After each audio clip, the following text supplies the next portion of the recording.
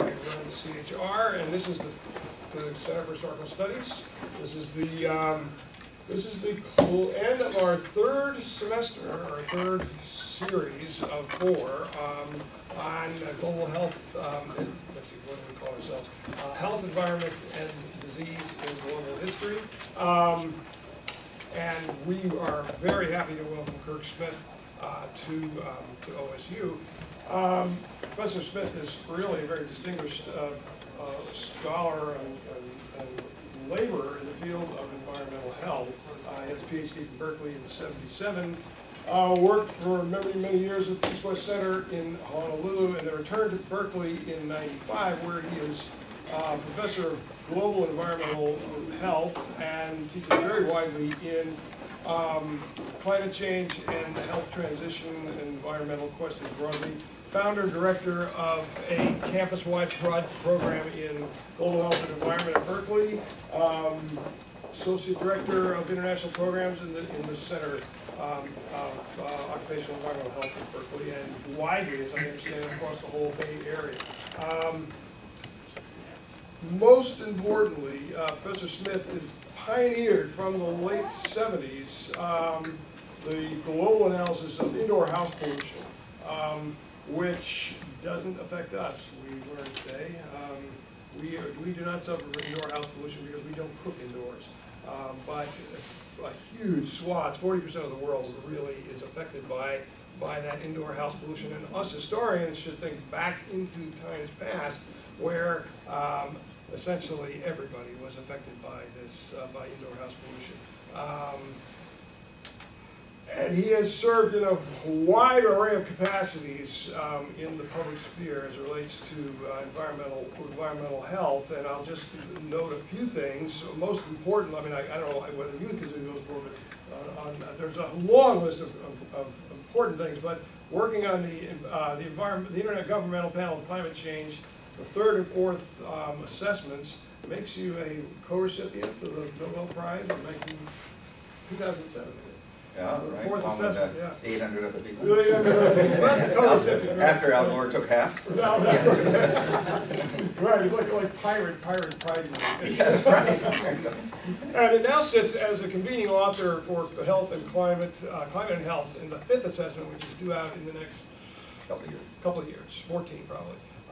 And that means that your co-authors on that section will be about 30 people, and it'll be Kirk Smith et al. Having just cited a number of these sections, I've decided I can't cite everybody. I decided to be the author. Among other things, elected to the U.S. National Academy of Sciences, recipient of the Heinz Prize in the Environment, and this year the Tyler Prize for Environmental Achievement. Paper today, Global Warming, Public Health, and Human Futures, Thoughts on Scheffler's Afterlife Thesis, was not his original plan. Originally, the idea was to talk about environmental risk assessment, new data. The new data won't be available until January. And he said, let's do this. And I don't know how many of you had a chance to read the Tanner lectures of Samuel Sheffler, which aren't really hard reading, and really, in a certain sense, reading these lectures, I said, that actually is if historians have a kind of spirituality, he's actually tapped into it, because we study the flow of human consequences from past to present. And the essence of the Scheffler lectures, idea of population afterlife, is that at the core of the human experience is, and human expectations is not the expectation of personal afterlife, but that you'll have some effect on the collective afterlife. And when I told John, Matt Crawford of OSU Public Health, that we were going to change our topics, he said, this is exactly what I want to comment on. I would be happy to comment on environmental risk transition, but this is exactly perfect. So our comment today is by Professor Matt Crawford of OSU College of Public Health, who has been working broadly in occupational health hazards in agricultural labor, and recently retooling in issues of climate change and population health. But let me turn it over to Kirk. All right, well, thank you very much. Do you think we could get these slides there? Let me just experiment and figure out what they are. Yeah. I can never. Good. There we go. Okay, is that all right, everybody? Okay. Great to be here. And as you heard, we have changed the title a bit. I've only given this or something like this talk once before, and that was just last week in Australia. As some of you prepared talks, it was an extremely painful thing to do because I couldn't steal one single slide from anything else I'd ever given. How long has it been since that's been your situation?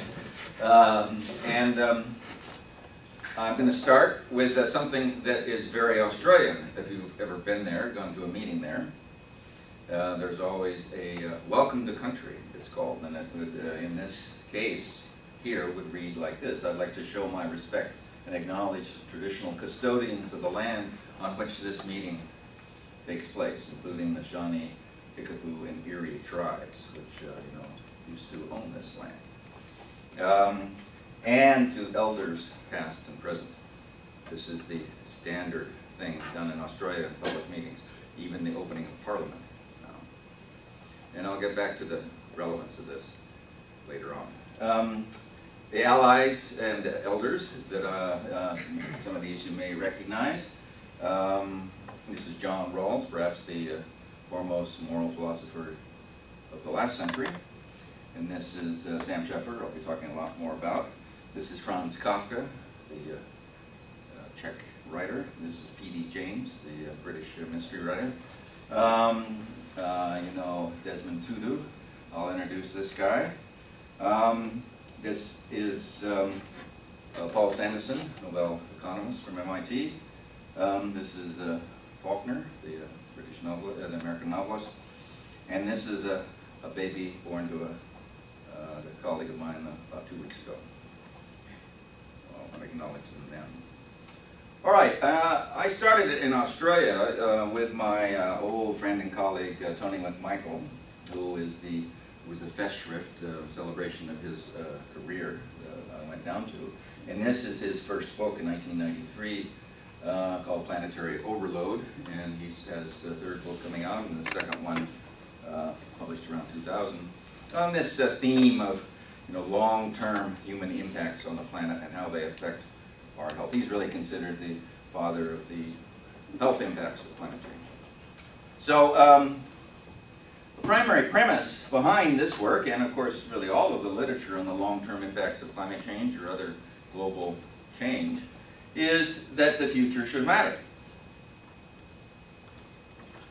But does it matter? Do people care?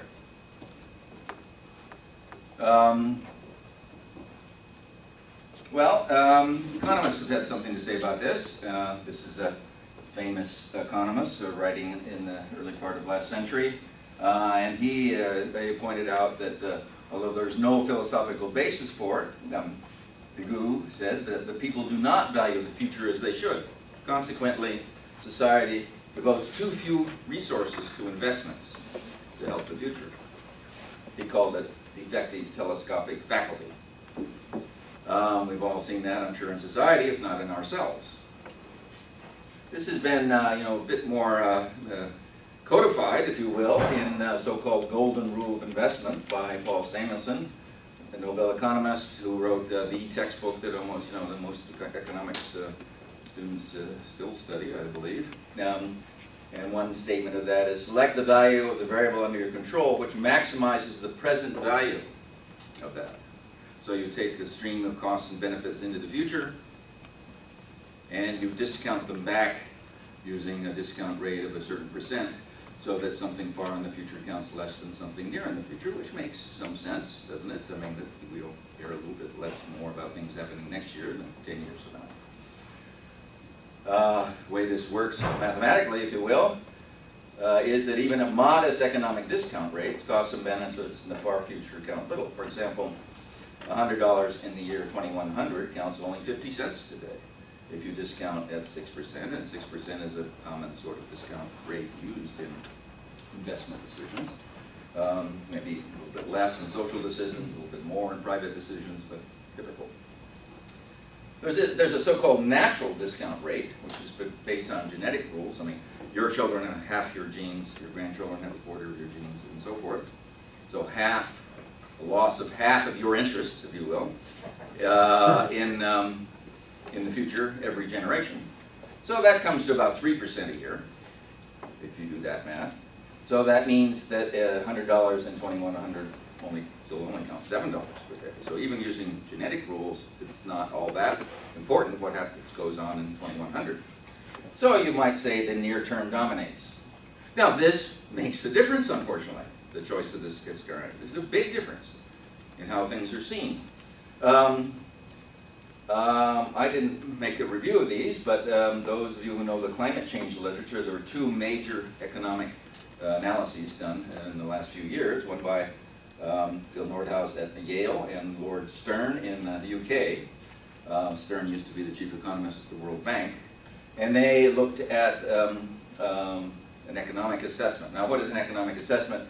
They answer the question of whether present investments to avoid climate change were worthwhile compared to alternative investments for the same money. Well, after all, it takes some money to prevent climate change, invest in cleaner energy sources and so forth and so on. We could do something else with that. How do you make a decision whether it's worth that money we invest today to avoid climate change in the future? So it's a classic example of this stream of costs and benefits. Maybe the costs are a little bit early and the benefits are a little bit late. How do you compare them? And both use this present value framing. There were some other differences, but the discount rate was the major difference between these two analyses.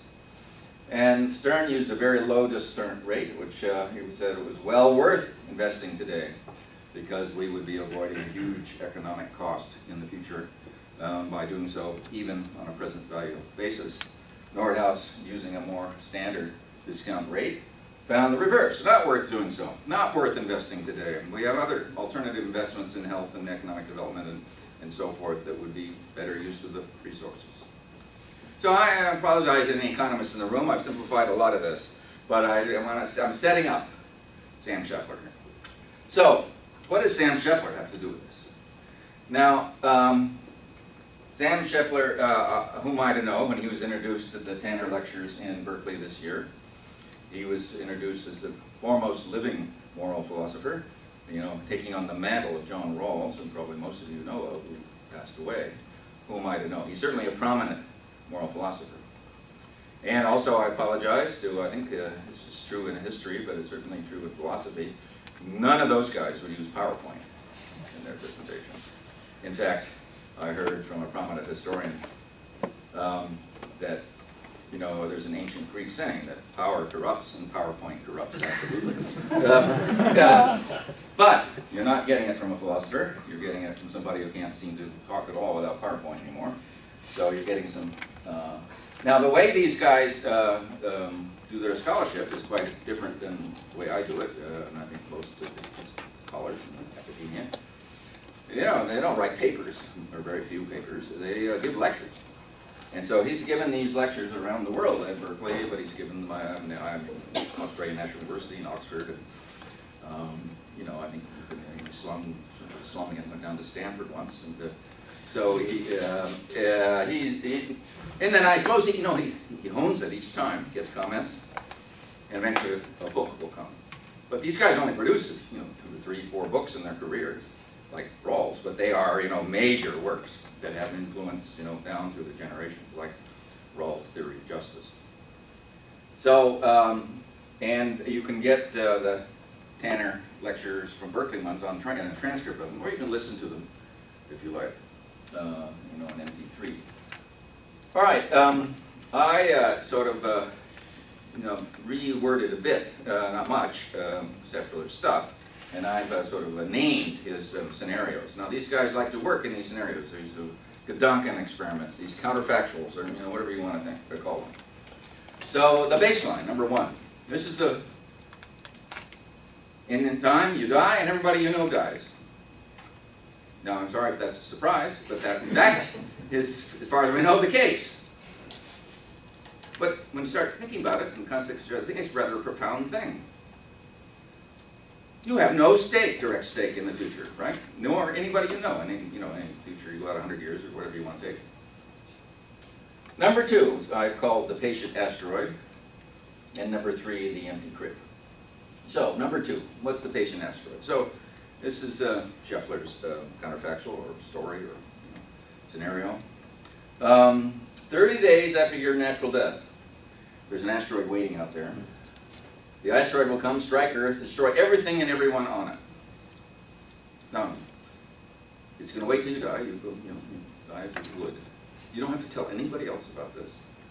You can live your life entirely, normally, if you will. The question he asked is that would it change what you do today? And of course the answer, profoundly. How many of you would work on a cure for cancer? Or the history of cholera in Russia? Just to pick some things. If there was no future. But why? What difference does it make? Cholera in Russia doesn't change because there's no future, because this asteroid is waiting out there. But it would clearly change everything. Profoundly. Now, he talks a lot about that, but I'm going to go to the next one because I think it's even more relevant to what we're talking about. And he says, well, maybe that it would just be disturbing, even though it would happen after our death, knowing that our loved ones would be killed by this asteroid, and that would be very distressing, and so we should take that out of the equation. So, so the empty crib scenario is everybody has a normal lifetime, everybody you know, including your children, but there are no new children being born. So humanity disappears, but nobody dies who isn't going to die. No extra death, just no births. Now would that change what you do today? And of course, just as profoundly. In fact, this was a scenario of The Children of Men, the novel by P.D. James. It's a really good book, I recommend it, and a pretty good movie also, with Clive Owen, done by Curran, I think that's pronounced, a few years ago. This was their, plot, thesis. So, now this is from the novel. This is how P.D. James framed it. This is the protagonist speaking, part played by Clive Owen. Those who lived gave way to the almost universal negativism, what the French named ennui universal. It came upon us like an insidious disease. Indeed, it was a disease with its soon familiar symptoms of lassitude, depression, ill-defined malaise, a readiness to give way to minor infections, a perpetual disabling headache. Without the hope of posterity for our race, if not for ourselves, without the assurance that we being dead yet live, all pleasures of the mind and senses sometimes seem to me no more than pathetic and crumbling defenses shored up against our ruins. Makes some sense when you think about it. Even if you don't have any children, ever plan to have any children, knowing there's no afterlife, the population afterlife, changes everything. So, Scheffler says, James' speculation invites us to consider the possibility that our conception of a human life as a whole relies on an implicit understanding of such a life as itself occupying a place in an ongoing human history, a temporarily extended chain of lives and generations. So, that puts maybe a different little twist on what a history department is doing. If this is so, then perhaps we cannot simply take it for granted that the activity of, say, reading a great novel or trying to understand quantum mechanics or even eating an excellent meal would have the same significance for people in a world that was known to be deprived of a human future. What would be a good life? We can't even assume we know what constitutes a good life in such a world, nor can we even be confident there is something that we would be prepared to count as a good life. So like the biblical Moses denied access to the promised land, we stand gazing through the lens of shared values and history toward a future we will not enter in this great life. Now, every single person now alive will be dead in the not-too-distant future. This is fact is universally accepted, not seen as remarkable, even. Still less as an impending catastrophe. There are no crisis meetings of world leaders, no outbreaks of mass hysteria, no outpourings of grief, no demands for action. It basically doesn't change our behavior. But it does not mean that individuals do not fear their own deaths. To the contrary, many people are terrified of death and wish desperately to survive for as long as possible. Despite this, neither the recognition of their own mortality nor the prospect that everyone now alive will soon die leads most people to conclude that few of their worldly activities are important or worth pursuing. It doesn't change, what we do. There's I don't know if there was that Woody Allen movie some years ago where he was a kid and he stopped doing his homework, and the psychiatrist, he went to see his mother sent him to the psychiatrist, and he had learned that that the universe was going to end in 5 billion years, and he said, "What's the point of doing the homework?" Well, okay, 5 billion is a long time, but what is it? 5 million? 5,000? 500? 50? At some point, the homework isn't the point worth doing. So this is the afterlife conjecture, as Scheffler has named it. The fact that we and everyone we love will cease to exist matters less to us than would the non-existence of future people whom we do not know and who indeed have no determinate identities. We care, actually, not less about the future than the present, as standard economic discounting would seem to imply. We actually care more about the future than the present. Because only the loss of even indeterminate future would change our behavior so much. Now, or to put it more positively, the coming into existence of people we do not know and love matters more to us than our own survival and the survival of people we do not love. So, what does this afterlife say about discounting then? Maybe. He didn't talk about discounting, but I'm interpreting some of his work. The fact that in certain respects we care less about our own survival than about the survival of humanity shows something important and insufficiently appreciated about the limits of our egoism. And I have interpreted egoism here as maximizing present value.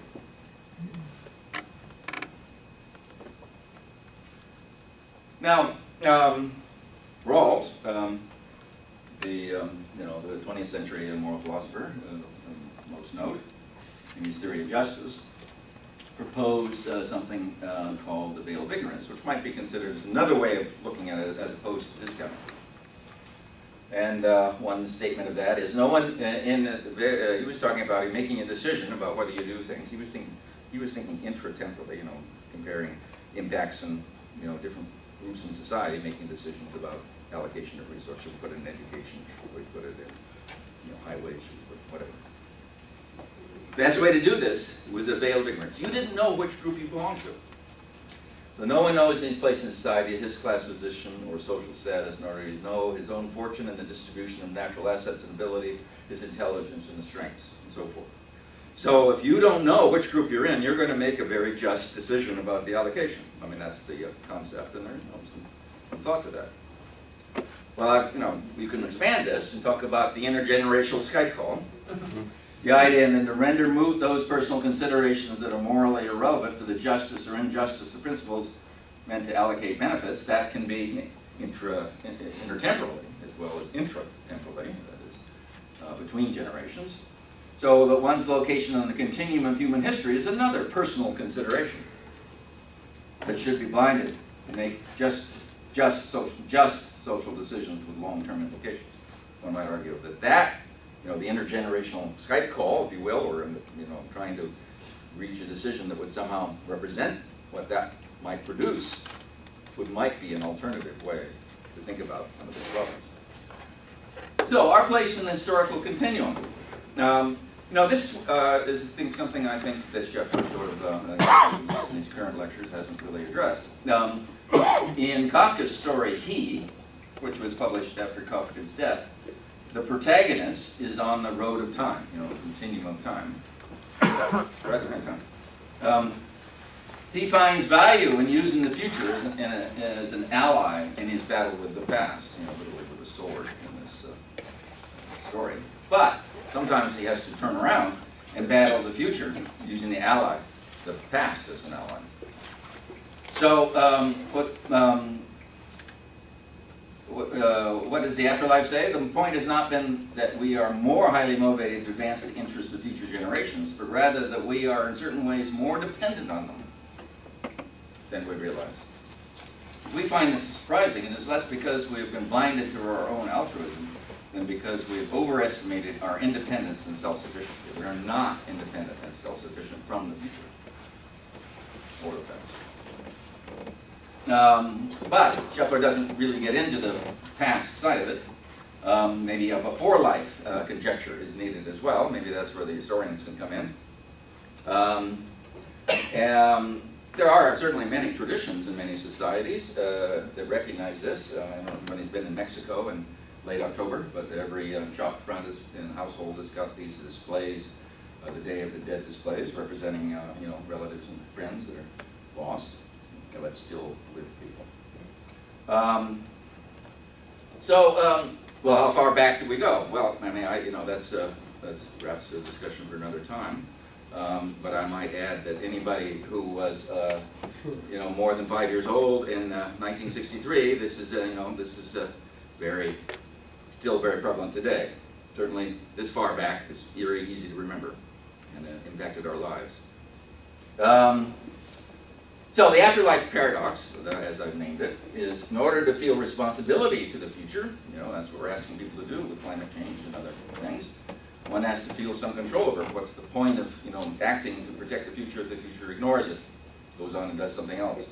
We do all this stuff for developing renewable energy, and they just go and then, you know, and decide to burn up the coal reserves, you know, later. We have to, in order to make people take responsibility for something, they have to feel some control over it. But the irony of it is to feel that the future is controlled by us means we have to be willing to be controlled by the past to some extent. That's the paradox. So we must, in turn, feel bound by the past. Obviously, there are limits, but institutions, my hypothesis, if you will, is institutions that bind us to the past, paradoxically, also help us deal with the future. Allies, if you will, in Kafka's He. That's the story. One obvious example of this, being bound by the past, is you know, the Truth and Reconciliation Commission in South Africa. Desmond Tutu was chair. And that statement I made at the front, you know, what they do in Australia now, that's, you know, it's a start by recognizing the past. One might argue that this country could do what Australia does in terms of its debt and respect for the initial, you know, custodians of the land, as they call it. I don't think they do it. I don't know if anybody does it. All right, so what does this have to do with planetary overload and such things, the more real kinds of environmental impacts? Let's take climate change. Now, this is the fourth assessment, the last one published assessment of the IPCC, and in 2007, as you heard, we're working on the fifth assessment now. I mean, you know, by 2100 we'll have the 29th assessment or something. I don't know, but this is you know, you've seen these kinds of projections, and here is the global surface warning. You know, that based on what type, how the future economic growth and population growth, and you know, how much effort we might make in renewable energy and all, and what kind of temperatures we might receive. A lot of uncertainty to these. But last 2 weeks ago, I was in Argentina for the meeting of the IPCC, the authors, and the Working Group 2, which is impacts, but Working Group 1, which is the climate science. They gave us a preview of what they're likely to be saying in the new assessment. And I must say, it's pretty sobering. Now, this is a preview, it's a draft, I can't cite it, I can leave it here, but it's sobering. There is the draft fifth assessment, and these are their various emission scenarios, and you know, gigatons of CO2 equivalent, and you know, I realize this hasn't been all that useful for you. But let's take the high-end scenario, which is this radiative forcing at 8.5 watts per square meter by the end of the century. So what does that imply in terms of temperature? Well, this radiative forcing is roughly equivalent to that much CO2 in the atmosphere, and look at those temperatures. Best estimate of 6 degrees Celsius above where we are now. Possibility of 9 degrees. this is starting to look like a very different planet. Now that's one of 4 scenarios. And, you know, there's a range. The models are not that great at these very extreme temperatures, the climate scientists tell us. And they don't agree with each other very well either. So we're not absolutely sure. But do we need to be absolutely sure? This is the question I'm asking. Is there a limit? Obviously, human society cannot exist on Venus with 460-degree temperatures, Celsius. But what is the temperature threshold between that on Earth, 14 degrees, and Venus today, where human society, as we know, ceases?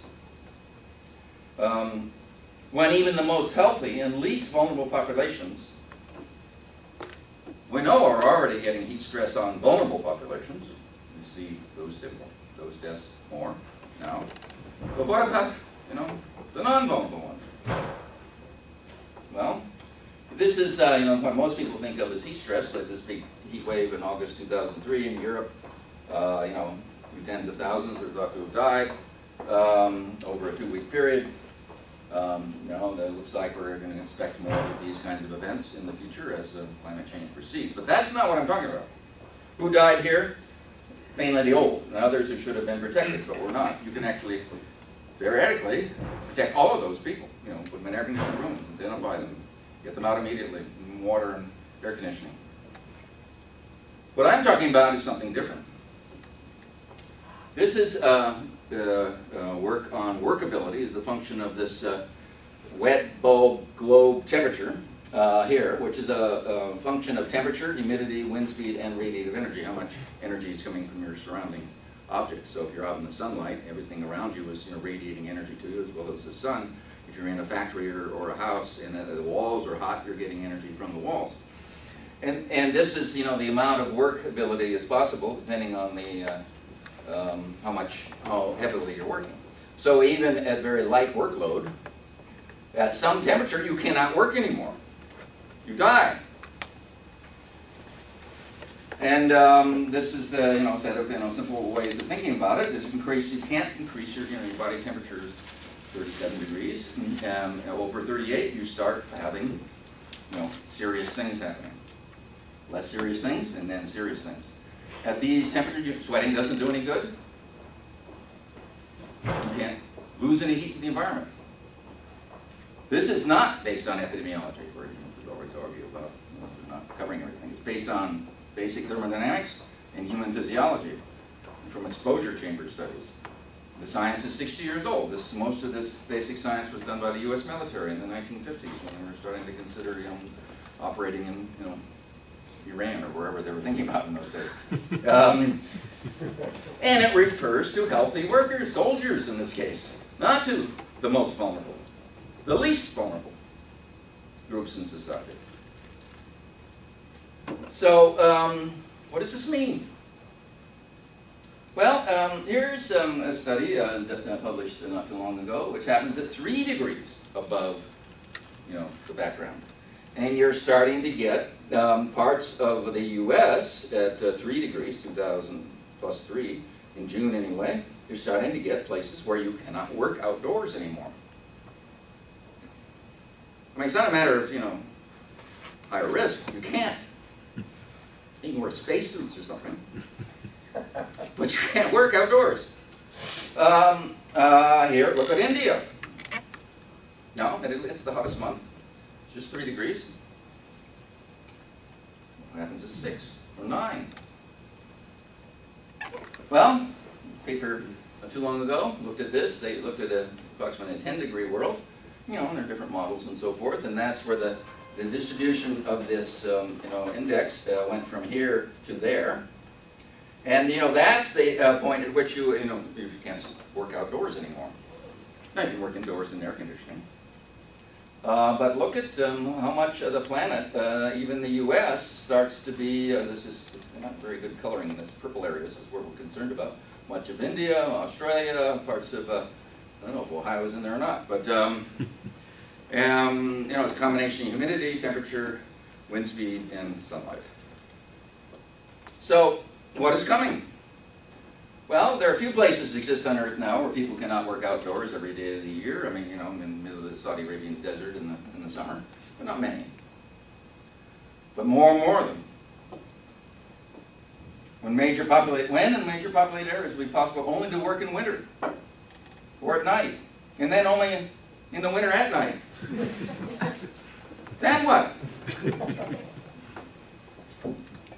When do these low probability, admittedly low probability, high consequence futures cross the afterlife criterion, where we're no longer looking at a human society? I don't think there's any threat of extinction, but where we're looking at a human society that's completely different. You know, science fiction, again, has looked at this. This is, I don't know, this is the best of the Aliens movies, the second one. And it took place in this space colony on an alien planet, you know, where they were lived inside. Had good, you know, good conditions inside. But somebody had to build this thing. Somebody has to repair it. We could build these in India, you know, when they've got 6 degrees of global warming. But who's going to build them? You could live in one. You know, we all live in the mall, right? I mean, air-conditioned mall. But this isn't, you know, it's beyond adaptation. You can't adapt. I mean, this is basic physiology. We evolved, if you like, take a long-term perspective, we evolved on a planet that didn't have these conditions. We have a 37-degree, you know, basal body temperature. We rely on sweat, as opposed to, I don't know what else you could rely on, but and that doesn't work anymore. Do we face the possibility of needing to build these on our own planet? You know, and we're going to have to build these in Georgia and you know, Rajasthan, where people are going to live, or do we abandon these places? Indeed, the colony, I should say, if you know the movie, this colony, why did they build this colony on the other planet? This is even more prescient, actually, because it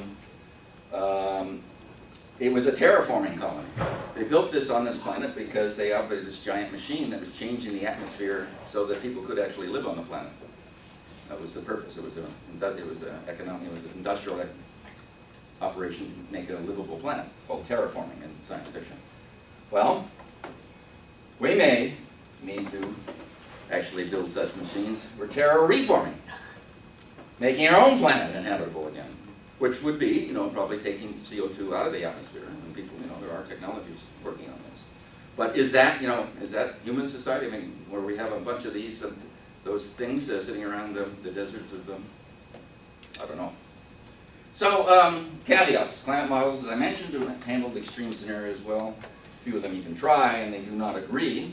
Currently, these high temperature scenarios are low probability, but at high consequence. And we're, as you know, doing very little to avert them in terms of policy. But at least they are far off in the future. 2100. Or are they? Or rather, is that far off in the future? Now, is 2100 even the future?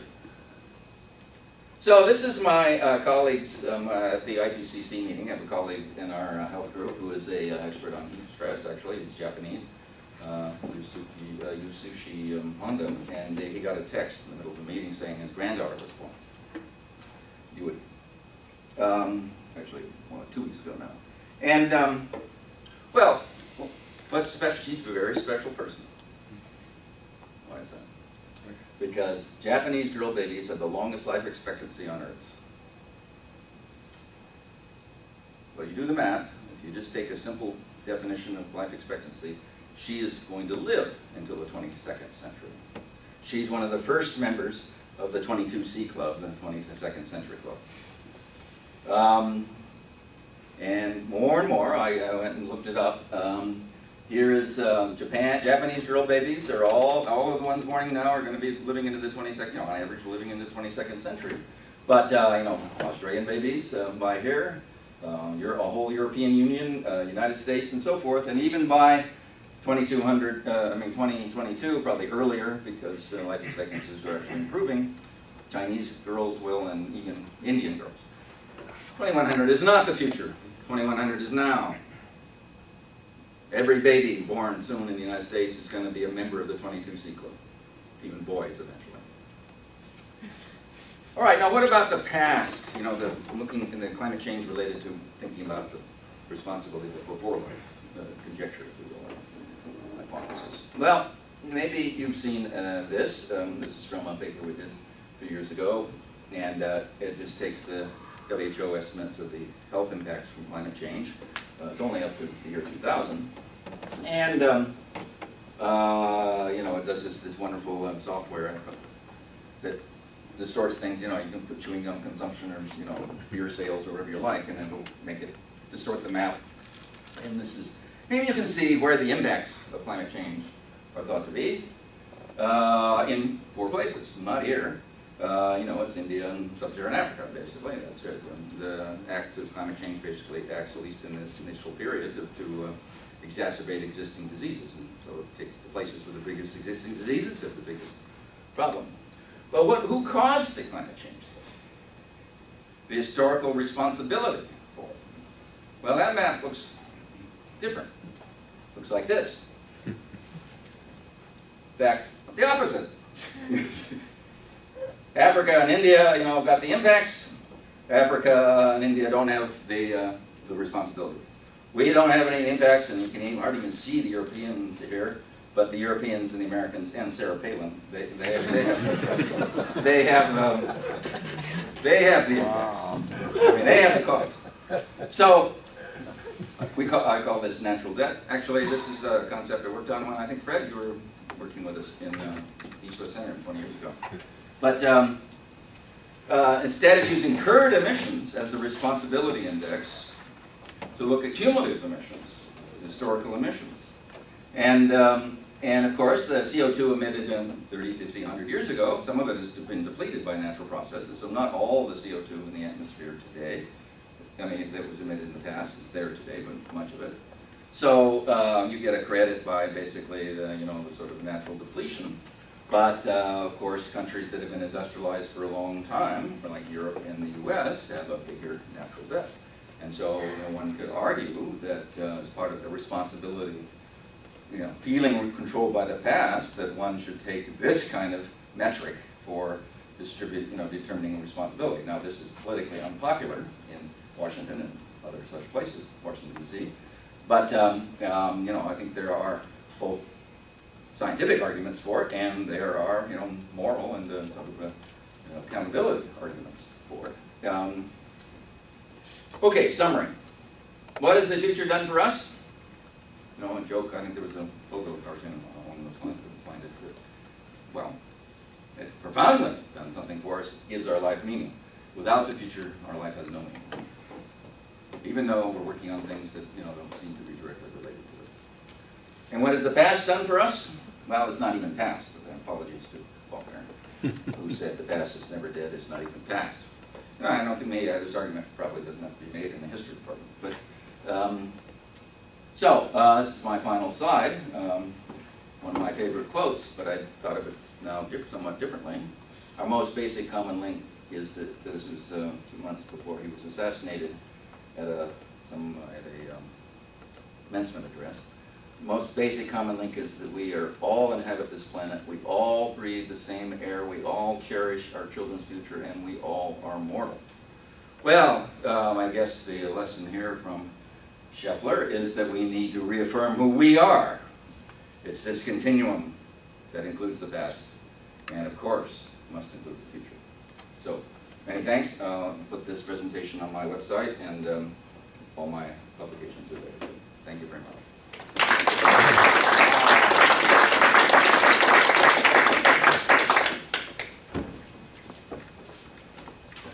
Mac, would you like some light, or do you want to? Yeah, why don't we turn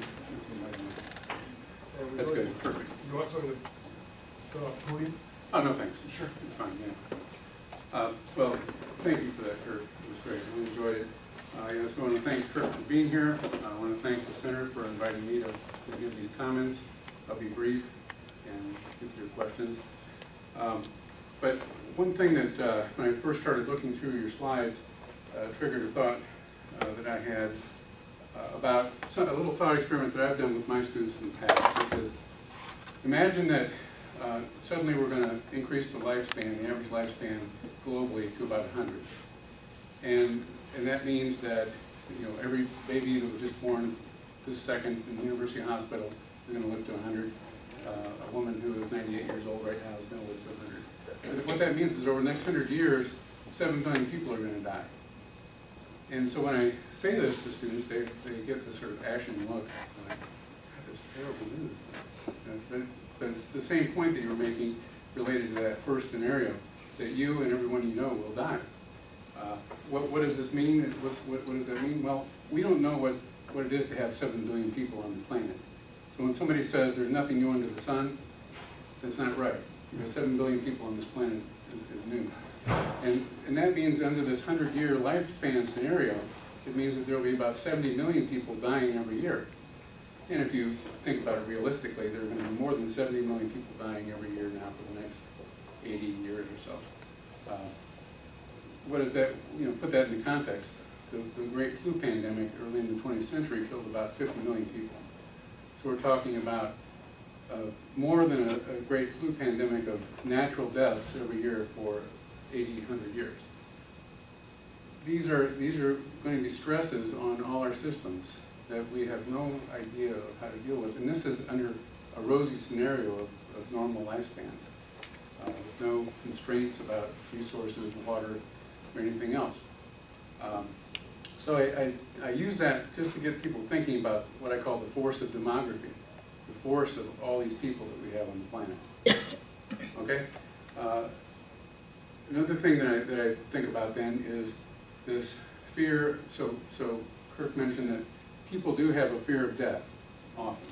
And in fact, it's motivated people like Ray Kurzweil to attempt or to think about extending human life by uploading us into cyberspace.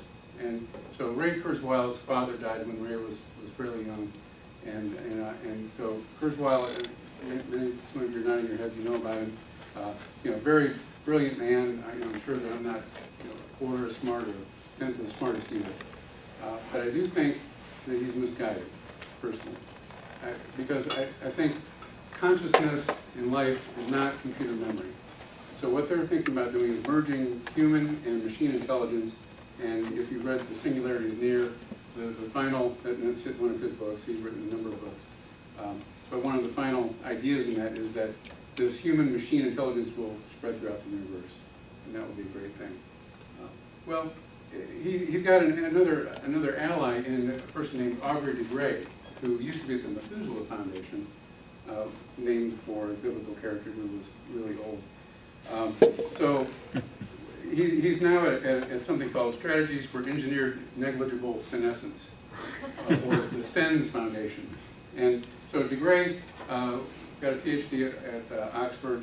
I can't remember, Oxford or Cambridge. But he came to Ohio State a few years ago and spoke about his work. And what he's trying to do is extend life by doing engineering on the cellular level, trying to fix the things like shortened telomeres and these cellular things that lead to cells getting old and dying off. So De Grey, after his talk, well, one thing he did, he put up some slides, and he showed one slide with some young boys, some teenagers, jumping off a sailboat into the water. And underneath that it said, fun.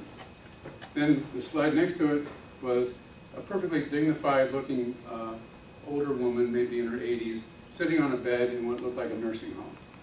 And she's, she's in a dress, just sitting on the bed. Under that it said, not fun. And I wanted to say, you should have a third slide there showing somebody starving to death, and under that it says, really not fun. Because I asked him, doesn't your work assume unlimited natural resources? He said, he blithely brushed that off and said, oh, well, people can still put little rubber things on, and you can control population with birth control.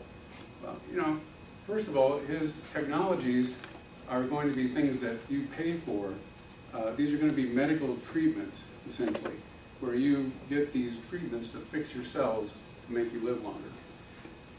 Likely available to people with resources to pay for it. What makes him think that people with resources to extend their lives 100, 200, his vision is 1,000 years. But what makes him think that wealthy people are not going to want to reproduce at age 25 or 30 like everyone else, then buy their therapies, extend their lives. They and their kids will now be extending their lives. And they're the biggest consumers on the planet. You know, if we think we've got a consumption problem in the Western world now, think about us living 300 years and consuming with the same patterns. There are not enough resources on the planet to support it. These are the people that are trying to avoid, or they want to populate the future. They want to populate, they're going to be competing directly with this future that we posit will exist, or that we hope will exist after we're dead. This is, you might call it diachronic competition. It's competition across time. And we're kicking their butts. You know, we are taking their resources right now before they even have a chance to go after them. So that, you know, Kurzweil and De Grey, with their efforts, trying to extend this human lifespan. Then there are other, you know, techno fantasies about avoiding this sort of planetary overload. So let's go out to the stars. That's a good idea. Let's go out to Mars, terraform it, turn it into something we can then despoil. I don't buy that.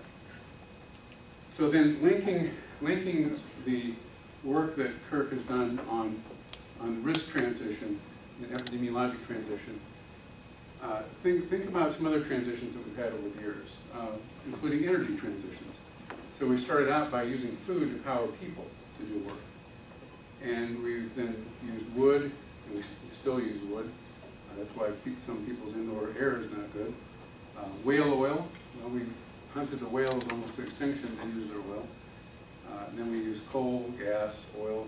So we've been, you know, gorging ourselves on fossil fuels now for a couple hundred years and running this industrial civilization pretty efficiently.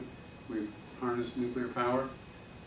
So we've engaged in other kinds of transitions. And I would argue that we need to further that transition to renewables and non-polluting energy sources and things, you know, the Japanese, the Fukushima tsunami and nuclear power plant disasters, those were extremely rare. It was an extremely rare event. But they had 900-year-old stone, inscribed stones around that area saying, don't build any closer to the sea than this. So the Japanese culture, being, you know, having 1,000 years or more of continuity in some respects, you know, they had recognized these tsunami risks a long time ago. But we, in our hubris, as modern humans who think we can control everything with engineering, that's all it takes is do the right engineering and we've got it licked. They ended up suffering from a very rare event. I think this energy transition has to happen because there are too many potentially catastrophic effects of the things that we are relying on to run this, you know, keep these 7 billion people thriving, and in some cases not thriving so much on a dollar a day, but you know, at least in our, you know, keeping our Western industrial civilization moving, we are exploiting resources that are not in our best interest, nor the best interest of the futures after we're gone. There's another explosion on an oil rig today. Did you guys hear about that? 2 people missing, 11 people hurt seriously, 5 of them critically. No giant oil spill yet that they know of. This wasn't a drilling, it wasn't a platform that was bringing in oil yet. But you know, they may have dodged a bullet on that. We don't know. We'll see what happens in the next few days. They didn't think Fukushima was going to be a big deal either. But so I think, putting this in context, this energy transition, there's also a transition movement, a worldwide movement of transitioning away from fossil fuels, to, trying to do more in the way of personal and community resilience. So this is this transition movement started in the UK. We have transition units, transition movements and initiatives here in Columbus, and there's a transition Tokyo, Los Angeles. So this transition idea, I think, fits in well with what Kirk talked to us today about. That's all I have. Thank you.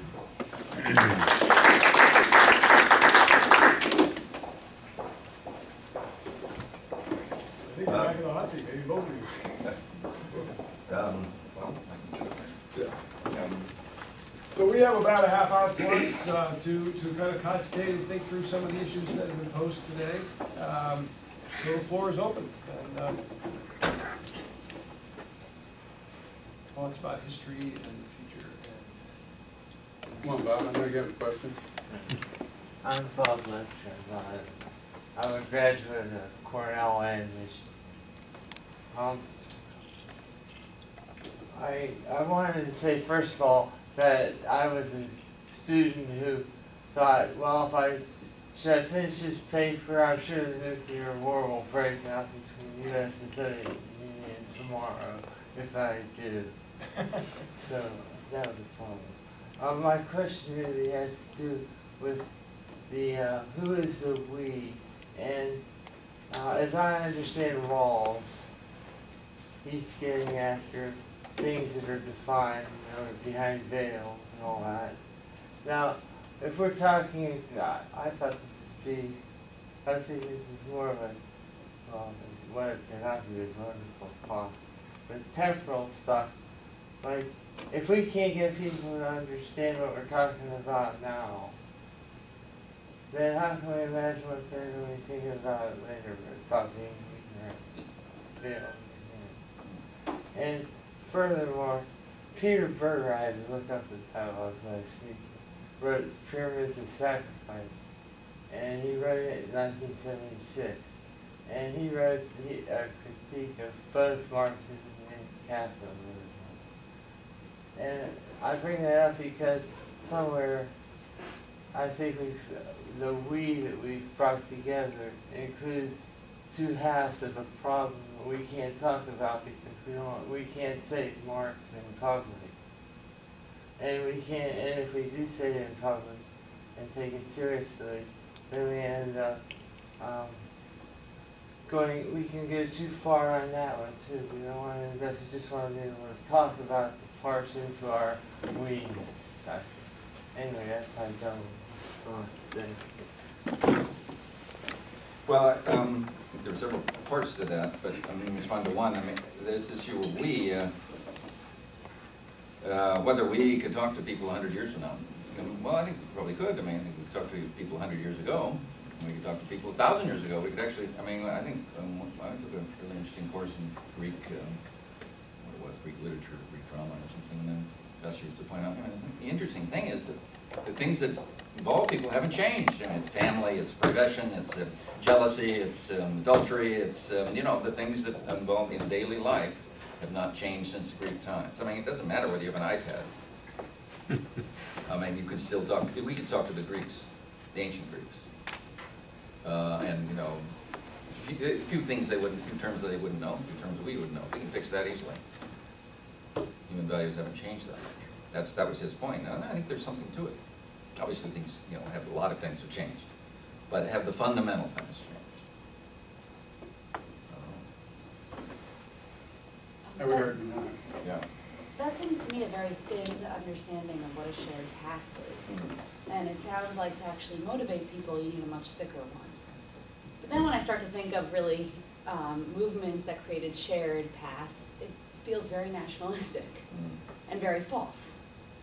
And I'm wondering what you would want from historians, what kind of shared past should we be constructing that doesn't kind of bring up a kind of extreme and false nationalism, or internationalism, I guess now, but is strong enough to actually motivate a shared sense of responsibility, I'm concerned about these we kind of really broad, loose shared values really don't do that.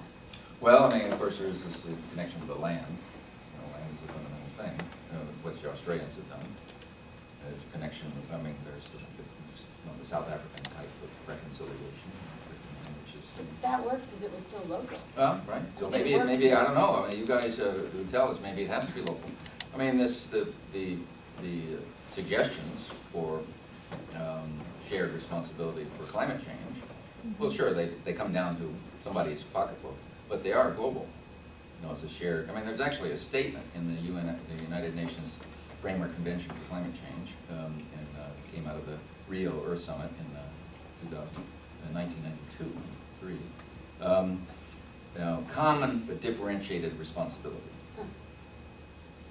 Which I like Yeah. So, but how do you define it? I mean, that's been the trouble. How do you define, well, this is one approach, but there might be others.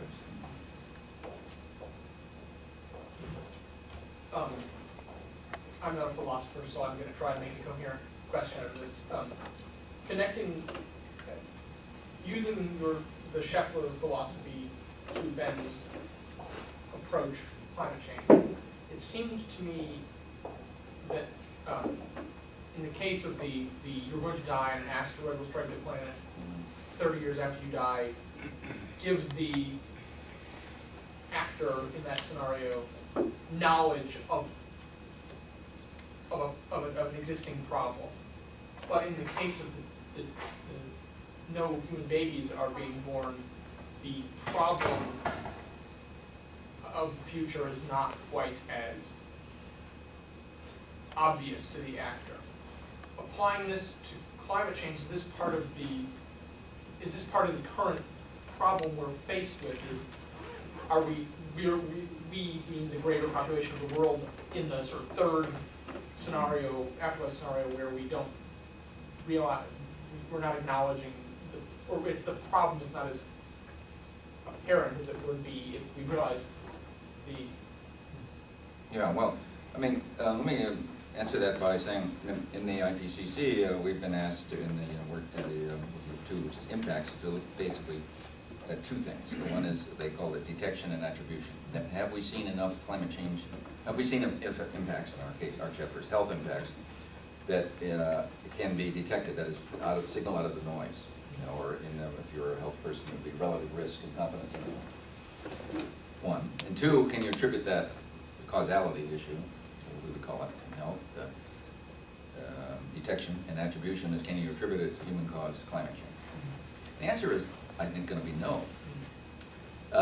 It's pretty hard to do that. And then the second thing we do, been asked to do, and all the groups are doing, the agriculture group, the water group, and the oceans group, and so forth, is then look at the future, then the planning horizon, future, 20, 30, 40, maybe really 30 years about. Where you can run a model, a malaria model and a heat stress model and this kind of thing, and things are more or less, the world is more or less the same, and it makes some sense to run a model. But and we can do that. There's a literature on that, and I was sitting there thinking, but wait a minute, that's not why I'm sitting here. I don't really care if we've seen any climate change impacts yet, I don't really care. I mean, in health, there's so many other determinants of health. Basic public health measures, they're so needed that any small changes in those will overwhelm any impacts of climate change in the next 20, 30 years. I'm here because of that 2100 scenario. So that I'm pushing hard, and now our group is to add a 6-degree scenario to the new IPCC. Is it what is it really going to look like? I mean, it's not going to be it's not going to have Scheffler in it, but it's we have to do only published literature. So actually, there's an appeal. If somebody can publish something before and submit it to a journal before January 31st, we can include it in the new IPCC, but not after that. So. Because I think that is part of the narrative. Now, my close friend and colleague, and probably the best communicator about climate change, is Stephen Snyder, who passed away a couple of years ago, quite young. He was giving a public lecture of adults mainly. He would ask, I'm going to do the same, so please respond. How many of you own a house? And how many of you have fire insurance? How many of you have had a serious fire? Oh, you're all fools. He says it's an insurance issue. I mean, it's not a 100% chance of anything. But there is, he used to use 20%, I mean, which is actually probably not bad. I mean, there's a 20% chance of a really serious thing happening here, out there, always. But in the lifetime of children that are now being born. Would you go to a restaurant with a 20% chance of food poisoning? Well, you're living on a planet with a 20% chance of, abandoning large parts of it. I mean, that would be sort of what he might say next. I mean, but it is an insurance issue. It is a probability issue. And we were talking at the lunch seminar today, this really weird thing that many environmental risks, whether it's big uncertainty, dioxin or radiation or something like that, the public kind of focuses on the high end. Oh my God, it could be. But for climate change, they focus on the low end of the, the probability distribution. Why is that? I mean, what's, and probably the answer is the cynical one, and that is that, well, because the things you have to do threaten the status quo. I mean, there's no way around it. They're now building a lot of getting rid of fossil fuels and moving toward a different kind of sustainable world does threaten a little bit the status quo. I mean, it probably threatens Detroit the way it is now, and the workers in Ohio. I mean, we hope to find a way that will be less stressful, but it does threaten people a bit. And so that's probably the reason that, not everybody, but in general, the policy and politics and much of the public focuses on the low end. We may dodge this bullet, so let's not worry about it. But is that the right way to do it? I mean, the bank isn't going to let you handle fire insurance that way. And oddly enough, it is the insurance companies and the banks and the military, who are doing some of the most sophisticated work, because they don't look, they don't think any politics here. They just want to manage risk. Military does some of the best stuff. They see the serious. What are we management? How do we do it? So where do we place our bases? What is it going to mean for the Navy for sea level rise? I mean, this is serious. Just another risk. But somehow, maybe after the election, and maybe this climate change will come back on the agenda. I don't know. But it is a globally shared thing, which complicates it. The ultimate problem, ultimate intertemporal, the ultimate tragedy of the time. Speaking of climate change, I mean, it may have been an act of God, Hurricane Sandy, that brings that back into the national conversation, because you talk about global awareness of climate change, and we think it's a little bit more tricky in the United States, where we have this kind of 50-50 split about climate change that sort of isn't true in most of the rest of the world. And so we have to have different strategies for addressing that. And maybe it's just a case of time, sort of like the fight against tobacco or something like that, that it's just going to take another 10 or 20 years to get over that hump, and we won't have to worry about that. But meanwhile, we do need strategies, and I think one of them, we talk about things need to be local, perhaps. Some things need to be local that can't be solved at larger scales, and some things need to be personal. I mean, we can't biologically evolve fast enough to live in a warming world. We can only culturally evolve to deal with it. And one of the stories I carry with me comes from the Episcopal bishops who get together every 10 years at the Lament conference. And apparently it was the Bishop of Bangladesh, in a session where they were talking about climate change, stood up and wagged his fingers at the Western bishops and said, "Your people are killing my people." And he was talking about our consumptive use of resources and the increased monsoon that they're facing there. That caused the two Episcopal bishops in the two dioceses in Ohio to come back and start climate change campaigns in this diocese. Which otherwise they probably wouldn't have done that otherwise. So that very personal, from within their community, their brother from another part of the world, feeling that in that room. So I think there's some resources there, but I'm curious your further thoughts. Yeah, in other forums I made the argument. Remember, most of you have probably seen Al Gore's movie Inconvenient Truth, and you remember at the end, he basically says, this is not a cost-benefit analysis. It's not, it's not for policy he wants to do. This is a moral issue. I mean, he doesn't take that too far. But, the distinction between, there's another moral philosopher at Princeton, Singer. And some of you have read his stuff on development. Really interesting, which I use in my teaching. And he talks about the professor going across campus and rushing, he's late for work, and he's dressed up because he's going to a meeting afterwards, and there he sees a child, struggling and maybe drowning in a pond on campus. But there are other people around, and he's late for class, and trying to get his clothes wet, and so he rushes off to class, and he reports this to the class, and the class is, aghast at his, callousness and immorality for not rushing immediately in to save this child who may or may not have been in trouble. But then the professor goes home and opens up his mail, and there's a letter from UNICEF, and it says, well, send $100 and we'll save 6 kids in Bangladesh from dying of diarrhea or whatever. He throws it in the wastebasket. Now, nobody thinks it's immoral for that, right? We do it all the time. I mean, why is that? I mean, Singer asks, there's $100, the professor can easily afford $100. Does he doesn't believe UNICEF is a good organization? No, he thinks it's probably a pretty good organization. Does he really not believe it's 6? Well, he might think it's probably not 6, but it might be 2. What's the moral distinction? And one of the moral distinctions is the difference. How many of you went to Catholic parochial school? Catechism, the difference between sins of omission and commission. In a sin of omission, you back your car out of the driveway and you run over your neighbor accidentally, and that's a terrible thing. But you don't go to the gas chamber for it. But you go next door with a shotgun and shoot him. I mean, you go to the gas chamber, or equivalent. I mean, he's just as dead. His family's just as much without him. But it's a very different thing. And so to date, I think climate change has been seen mainly as a sin of omission. We're not doing something. And that's it's a different moral character to it. In fact, if you think about it, you can't run your life on sins of omission. Every pizza I have this problem every time I come back from one of my sites in the third world. I go to a pizza place we like in Berkeley, and it's a $16 pizza, and $16, could feed a whole family that I'm working with in Guatemala for a month. I mean, how do I deal with that? But it's omission. If you looked at everything you do on the basis of all the things you're not doing, I mean, you just can't function. But commission is a different thing. And if you can, this is one of the things about those two maps. You can actually link the omissions to the index. No, that's the point of the bishop. To some extent, we are causing those deaths of kids. So one thinks that might move the moral perspective. It's not entirely. We're not going and shooting the kids in the head. But it's moving it a bit toward the commission side. But of course, the politics in this country don't even allow this discussion at this point, and at least at any place like this. From the same department, Dr. Crawford.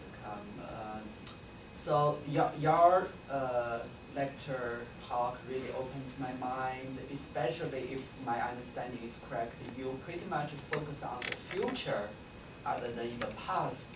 And then at the same time, I realized the majority of the audience here are from the Department of History, especially linked to climate change issues. How do you think to balance the future and the past in order to convince people to take actions? For example, if you pretty much focus on the future, then globally, China or India should take the majority part of the cost to take actions. But if you emphasize on the history, then perhaps United States, European countries should take the bigger portion.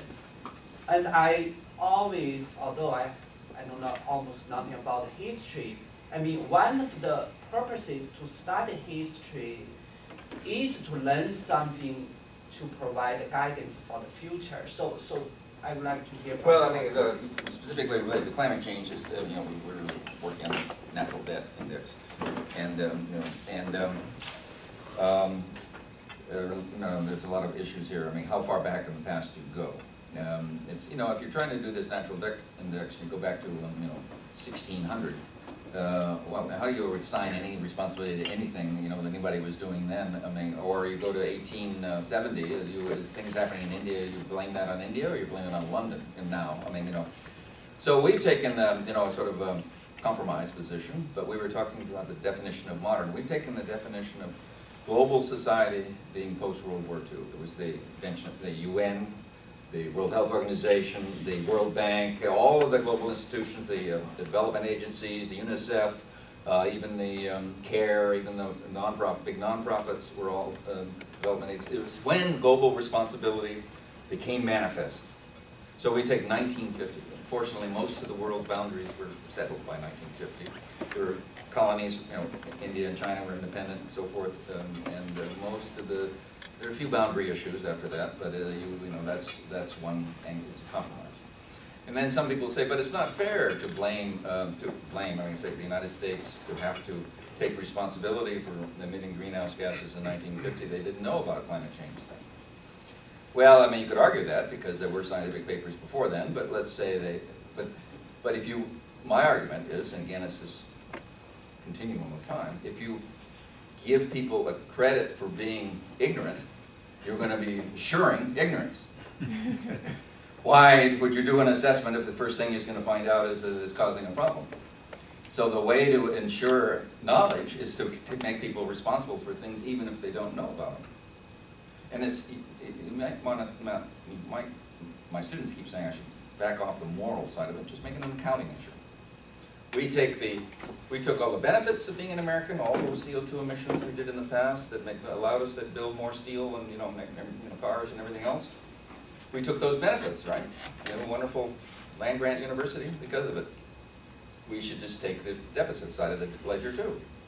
There are credits and there are debts. If we accept the credits or the benefits, we should accept the debts. So it's an accounting issue. But if you do that, then it creates this continuum. I mean, basically, now, so India is okay. Maybe they're not as responsible as the U.S., but they're on their way to being just as responsible. And unless they have a diversion of it, they're going to be in as big a natural debt situation as the U.S. And China is, getting there. Actually, not as big, but it's getting there. Actually, China is well over the line of where it imposes more risk on the world than it actually is. Than it's receiving. So India's not quite crossed that line. So the other thing is, and a little bit more technical, but this has all been based on CO2, but the CO2 is not the only greenhouse gas. And the second most important one, methane. And we just created the first historical methane database. We're just submitting it this month. And not easy to do. And methane has the interesting characteristic. It's the second most powerful greenhouse gas, but it has a much shorter lifetime in the atmosphere. So you make a change in your emissions, you see a change in the atmosphere much quicker. So you can actually achieve a reduction in your natural debt faster than you can with CO2. The other characteristic about methane is it's much more evenly distributed in the world. Poor countries produce a lot of methane, as well as rich countries. So you might say, some people have argued, well, you're blaming the victim. The methane was emitted by India and China and all these rice fields, cows and things, coal mines. They're also the victims. Well, but the science says that methane is an important part of this problem. But it also provides an opportunity for them, because if they control their methane, which is easier to control than CO2, they get a much shorter, quicker response in the atmosphere. They can reduce their debt faster. So it actually puts them in an advantage. That's our argument. So, yes, I think, it works both ways. I mean, India is busy building up its natural debt. I mean, if it doesn't do something, it's going to be, one of the major responsible actors, just like China. China already is, not as much as the U.S. Actually, the country that ends up being the biggest, most responsible per capita of any country, if you include methane, Australia. Because it has a lot of CO2, but it has a lot of cows, sheep, and coal mines. Apparently not kangaroos. But kangaroos don't produce methane. So, one of the insights of the Milgram obedience experiments is that people were willing to shock a little. And then you ask them to shock more.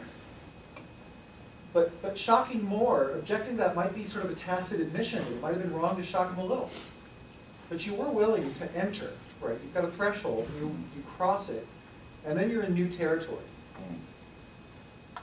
And there's a guy, Mark Granovetter, who is most famous for network stuff, but one of the points he makes is, find that if you sort of distribute thresholds across population, you have some people who are early adopters. They'll do anything, anytime. And then it doesn't matter who else is doing it, right? And then there's some people who will do it if one other person's doing it. And then people, you got to have, so you have this sort of S shape, and this is how diffusion of innovations work. And there's something about continuums that poses a real problem for thinking about. One, sins of omission and commission, right? There's the, why didn't I do anything, but also the, why did I keep consuming up to some level that's bought me in? And that people do it during childhood. So I was born into consumption and did it, and it was normalized. And then, at some point, it became kind of problematic. But I'm this far in, so How do I make sense of the pile of consuming I've done? And I'm watching my daughter do this right now, and thinking, man, I don't think I did not have a framework that I could have provided her at any age where it would have been meaningful. So, where's the question in this? I guess there's the distinguishing between sins of omission and sins of commission is tricky. And stabbing somebody 47 times versus 46, and whether there's, you know, where do we distinguish the threshold? Do you have any advice for where we go with that, or is it just? Well, I think, you know, answer, I mean, you could look at the natural debt. I've actually done some stuff looking at the natural debt on a personal basis. How many trees would it take me to plant to overcome my personal natural debt? Considering that trees are half carbon, and you know, it's a little expensive, but I could do it actually. We couldn't all do it though. There isn't enough land, but I could, you know, a few of us, everybody in this room would do it. Then, well, then I mean, just to tell a little bit of the story, I thought, well, I don't. That was actually before the email got to be such a big thing, and I thought, well, I don't need to go plant trees. People send me trees all the time. It's called mail, you know, paper. And I just took that paper and buried, you know, wrapped it in plastic bags and buried it in the backyard. I mean, I could, you know, take the carbon out of the system, and it turns out to be, you know, 70 kilograms a day of paper. Probably not present. But I mean, so this, I guess, is the issue of taking it not as, you know, as a debt. That's all. A debt. You pay your debts. I bet. You pay your school debts. You pay your mortgage. You pay your car payments. You pay your carbon debt. That's all. And you know, the atmosphere is big. You know, you take out one place, put in one place, take out another. That would be one answer. Looking at it as so I sort of like the debt. Another way, natural debt, you know, is the, you know, it sounds like national debt. And national debt is, you know, a little national debt is probably not a bad thing. And a lot of natural debt is a bad thing, or a lot of national debt is a bad thing. So it basically is saying natural debt is the idea that we're borrowing assimilative capacity from the future, that we're putting in things faster than they can be naturally assimilated. There is a natural assimilation in the atmosphere. That if we didn't exceed, we wouldn't be raising the levels. But we do exceed it. Levels do raise. So we're assuming that somewhere in the future that somebody's going to take it out. I mean, you could say that. It could be giant machines, or it could be plants and planting trees, or it could be better energy systems and let it naturally come out. It's not, you know, climate is not the only place. We put things, you know, we put toxics in the environment faster than they can be assimilated. A lot of, you know, we cut down forests in parts of the world faster than they can regrow. There are a lot of parts of the natural debt. Just the atmosphere one is global. Biodiversity loss. Biodiversity. Oh, well, that's very slow. I mean, they're getting new species very fast. So I'm not sure that the analogy is very good there, because loss of species can't be replaced in any existing time frame. Well, you might say some species are less important. Maybe you could make that distinction. It's hard, but yeah, I don't think we're going to create new species very fast, except maybe bacteria. Well, if it's on I think you're next. I was going to say on the biodiversity thing, background in environmental science, and I feel like in environmental science, they kind of give you an infrastructure of evolution and ecology, and then send you into the particulars. And on that, we learned fairly quickly, as we were referencing last week, human beings aren't special. They're just not. So then when you start drawing all of the curves, you know, we're on the holy shit aspect of the S curve over and over and over again. Your 10 a.m. class, and then you go to your 1 p.m. class, to your 3 p.m. class, and you go home and cry. I used to joke that you needed free passes for therapy to get a science degree. It's going to mess you up. But then you have to make choices, and I guess one, in thinking that we're not special, there's a zeitgeist change happening, I feel, a little bit. I know I'm not supposed to use that word. Derek Jensen, I don't know if anybody here has read him. He talks about other species mattering, like actually mattering. And then you posit, what would you do if other species matter? What does it mean if you look at the biodiversity that's been killed off in the past 200 to 300 years, not even the past 25, that you might be personally culpable for this sense of issue. And it just shreds everything. Like, it's a very difficult point to get back from, I find, to say that other species are important at all, and that you don't make cost-benefit analysis on, who gets to live and who doesn't. For myself, I'm not an active member yet, but I feel like with my daughter, we've gone towards a transition movement that you do what you can where you are. But aside from that, I've found nothing else to help out with a larger framework in terms of the kind of, I don't want to call it species guilt because it's not handy. It's more demoralizing than helpful. But do you have anything to address this? Well, I mean, of course, if you read McMichael, whose book I put up there, he talks about, making other species extinct is not something new. Right. We've been doing it for, there were a lot of species here on this continent before humans came here that we visibly got rid of, as in Australia and everywhere else. So, there are these issues related to, population. There are certain human natures, and if you have a certain density, all sorts of things are just no longer possible. But I don't have any answer to this question. Biodiversity is loss of biodiversity, or at least in terms of species, is a one-way process, which fortunately climate change is not quite yet. There's probably a different moral parameter for that. We've been using science fiction and fiction a lot as ways to frame the thought experiments so far. Who else was brought up in some of the Kafka and whatnot. And there's a fair amount of science fiction now. Sometimes it's termed ecological science fiction, but science fiction that takes these ideas and says, okay, let's write the story and push it all the way out. And there are a fair number that say, okay, if only human beings are important, and we have limited resources, what are the different ways that plays out over and over and over? It certainly relates to, I didn't get into it, I just talked about this one thing of not being able to work outdoors. But a 9-degree world, there's no malaria, because the parasite can't work, you live at these temperatures. What happens to biodiversity? Maybe dogs and cats and cockroaches inside these, space stations, but obviously a huge impact on biodiversity, both terrestrial and marine. What happens to storms? I can think of the energy in the atmosphere with all that moisture and all that sunlight in the atmosphere. The kind of combination of storms that Sandy represented, it's probably going to be monthly occurrence. It's a different planet, and certainly in biodiversity it would be. But the difficulty there is climate change is not really the biggest impact on biodiversity yet. Might be eventually. It's our land management, if you will, more broadly, that is the big problem in biodiversity, which is another set of issues. And population density is certainly an important part of it. We have two more questions, so why don't we have one over here, and then we have one over here. Why don't you go first?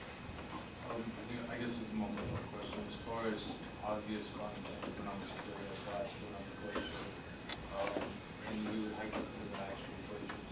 Glacier National Park. And you could see all the erosion that was going on. And 2 years ago, I was in Texas, it snowed in San Antonio, and it hadn't done that since 1985. So you have people who are incredibly undereducated and everything. But when it snows in Texas, people have a difficulty connecting. And then you had spoken of Greece. Go back to Plato, these same conversations we're having today, they were having essentially the same conversation. So when you say we can speak to the past, it doesn't mean we're necessarily learning for it, or that we have had these conversations in the past and have been able to take it forward productively. Also, briefly, if you don't mind speaking on the ethanol, our generation is also the first generation that's going to see a decline in the average life expectancy. And so I think that speaks largely to the fact that here we have all these resources, and yet we can't make the choice to consume health, to avoid unhealthy decisions, that sort of thing. Also, as far as like at the moment, we're also at a time when we're increasing debt forgiveness. So how do you get a society that is increasing their accounting debt to understand that they can't have natural debt forgiveness? There's also a religious text, I'm trying to think where it's from, where the plan was, and having served its purpose, the species became extinct. So how do you discuss people who are religious who believe in climate change, but there are all these conflicting issues? Yeah, extinction is a natural process, including our own. Yeah. Well, those are good questions. I mean, I don't know. We'll take them. Which one of those would you like to most us to address? I suppose if you could speak to whether or not we have the resources, both as a society, in order to communicate with one another, and the actual physical resources to solve these issues. Well, I think the latter is yes, we do have the physical resources. But whether we have the knowledge or capacity or impetus or political will to accomplish. My wife is an executive director of an organization called MAHB, M-A-H-B, Millennium Alliance for Humanity in the Biosphere, and its purpose is, its framework is that basically we know what the problems are. We even know pretty much what to do about them, but nobody's doing anything. So how do you motivate people at the individual level and some of the things you're talking about, and at the societal level? How do you bring social scientists and maybe humanities people and science fiction writers and historians and as well as climate scientists together to try to deal with these problems? So that's an organization that's trying, if you look them up, MAHB on the web, a place that's trying to grapple with these things. I won't say that they've got instant solutions for you, but there is this behavioral side to it. One of the first things I learned, if there are any sociologists in the room, is sociologists don't like the word behavior. So they have to learn to use the same terms, but I guess behavior has a kind of oppressive or authoritarian, yeah, so anyway. One more. I'm just wondering what you might think of the idea that, maybe the idea that history is an institutional model that seems to systemically deconstruct our spiritual dimension, has some sort of culpability and sort of leading us to this existential crisis. And by that I mean a history or historical models that seems to neglect the history of religion and in general, but even more specifically the history of occult spirituality and metaphysical science, because those studies really represent the longest sort of continuum that we have. I mean, they deal with a lot of these issues that you're talking about in terms of focusing in on sort of who we are versus what we do, which seems to be the traditional historical model, which we seem to leave out of any sort of institutional framework. Well, I'm surprised you say that those aren't studied. I mean, it seems like history of religion is a pretty big deal. Well, they're studied, but they're not sort of incorporated into our educational system as a required curriculum. I'm going to exert, because I sense a certain amount of exhaustion here, and you've opened up an enormous can of worms. I'm going to answer it this way and also answer some other questions I think posed a few minutes ago. I do two things right now. I study massive structures in environmental history, and I also work on the abolitionist movement. And I see some major parallels between the abolitionist movement and the environmental movement. And the parallels broadly are, the abolitionist movement to abolish slavery took half a century, or at least a half a century. But at some point, literally in a course of about 6 months, and I mean the early 1850s, not the 1860s, things suddenly gelled. And so snow in San Antonio and summer conditions here in Ohio in March, and Sandy. My thinking is this year, I think we're seeing the beginnings of the potential of some acceleration of where is the political will. There has to be a almost charismatic moment of shift. And I'm ready to put down money, much money, that 2012 is not the apocalyptic year of my calendar, but it's possibly the shift moment, the shift year, the shift epic. And in the American, because really what is holding up the wider consensus is, and us here and there, essentially in the United Nations, is the American public opinion. I do think that's shifting. There are new signs, new studies coming out about shifting American public opinion, even from Texas stuff a long ago. So I do think that we do need to think about this as a political process as much as an environmental process. So on that intervention, I want to put our hands together for Kirk's pen.